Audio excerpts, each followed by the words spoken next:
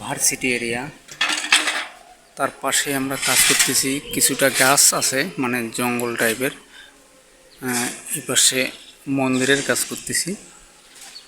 তো কাজ করতে করতে হঠাৎ চোখে পড়লো আর কি বানানা ফ্লেভার। তো আমি বুঝতে পারতেছি না এটা কি, মানে এটা কি কাজে লাগে। তো আমার প্রশ্ন একটাই,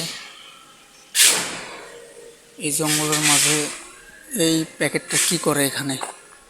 আপনারা যদি কেউ জানেন অবশ্যই কমেন্টে বলবেন। তার কারণ আশেপাশে বাসাবাড়ি অনেক দূরে, এখানে এই প্যাকেটটা আসা সম্ভব না। তো এই জঙ্গলের মাঝে এই প্যাকেটটা কি করে আমার মাথায় ঢুকলো না।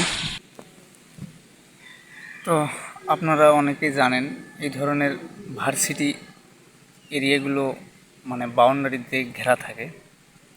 তো মেইন কথা হলো এরকম একটা পবিত্র স্থানে এরকম নোংরা জিনিস দেখবো আমি কল্পনাই করতে পারিনি।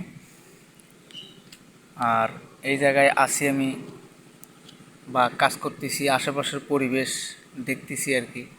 যাই হোক, একটু অন্যরকম ধারণা চলে আসছে মনে আর কি।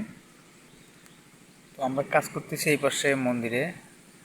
তো আশেপাশে ফ্যামিলি বাসা নেই বললেই চলে, অনেক দূরে। আর থাকলেও এই ভার্সিটি এরিয়ার মধ্যে এরকম ময়লা আবর্জনা ফেলাবে এটা